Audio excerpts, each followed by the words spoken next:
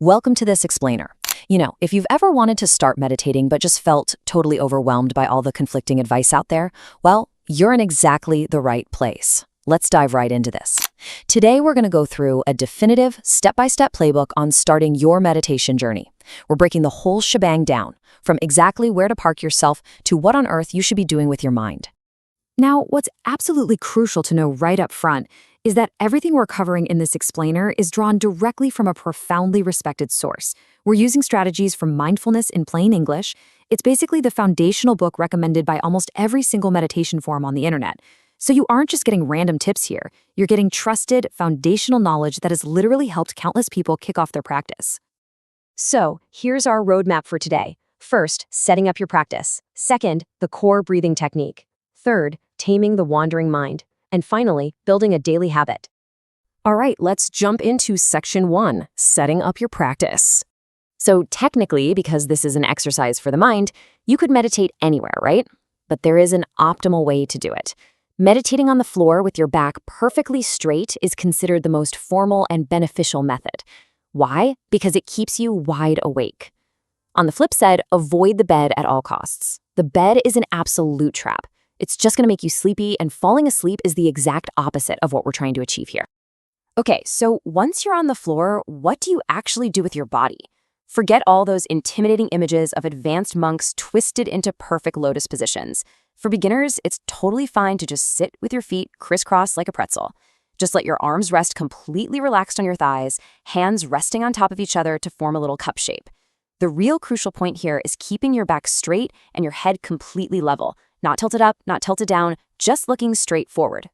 Next up is your visual focus. Now, you do have the option of keeping your eyes open and sort of just looking off into the distance, but honestly, keeping your eyes closed is highly recommended for beginners.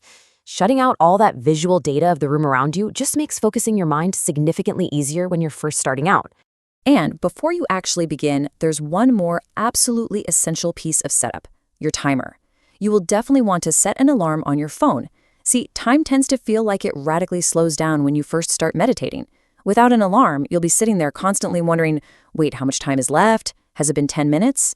For your very first session, the source recommends putting just 5 minutes on the clock. It sounds super short, but it really is the perfect starting point. Moving right along to section 2, the core breathing technique. There are dozens of types of meditation out there. Some involve reciting words, others focus on your surroundings. But the technique we're learning today is one of the most commonly taught and honestly most powerful methods. It's called mindfulness breathing meditation. It's incredibly insightful, highly effective, and entirely focused on one specific constant action, breathing through your nose. Your entire task here is simply to observe. That's it. You focus your attention on the way the air feels as it flows through your nostrils. You track the exact moment your breath transitions from an inhale to an exhale. You notice that tiny, quiet pause between those two actions. And the absolute most important part of this, you do not judge it. Don't criticize how you're breathing. Simply observe the sensation. Which brings us to section 3, taming the wandering mind. So here's the reality. Within seconds of starting your practice, your mind is going to betray you.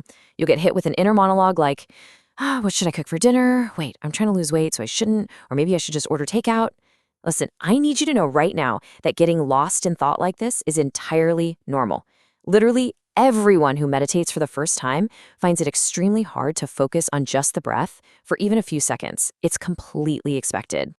So, the crucial thing is how you react to that distraction. When you notice your mind wandering off to your dinner plans or your to-do list, the formula is super simple.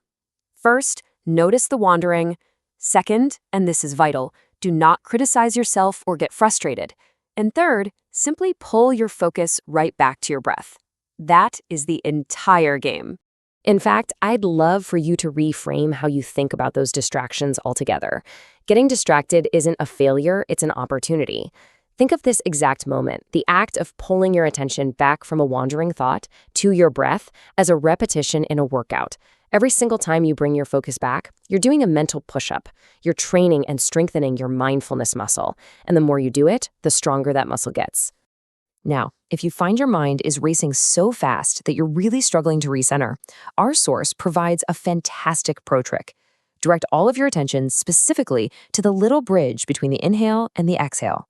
Focus intensely on that tiny, microscopic pause where your body actually transitions during its active breathing. Zeroing in on that specific micro moment can quickly anchor your wandering mind. And it's not just mental distractions you're going to face either. You will absolutely experience physical distractions. Out of nowhere, your nose will itch, or you'll feel this massive urge to fidget or adjust your shirt. When this happens, try as hard as possible not to move. Just like those random thoughts, these physical urges are completely normal. If you simply maintain your focus on your breath, I promise you the feeling will eventually pass all on its own. Okay, on to our final section, building a daily habit. As you practice daily and start getting a bit more comfortable sitting in that meditative position on the floor, those initial 5 minutes will start to feel way too short. That's when you can gradually increase your time. The text recommends working your way up to sitting for 10 to 20 minutes a day. But really, whatever length you choose, daily consistency is the absolute key here. So when will you start seeing the benefits? Well, the timeline definitely differs from person to person based on how naturally mindful they already are. But if you practice every single day, the benefits will unlock for sure. The source specifically noted that after about 1 month of dedicated daily practice, they experienced a noticeably better overall mood and found themselves far less likely to be consumed by negative emotions.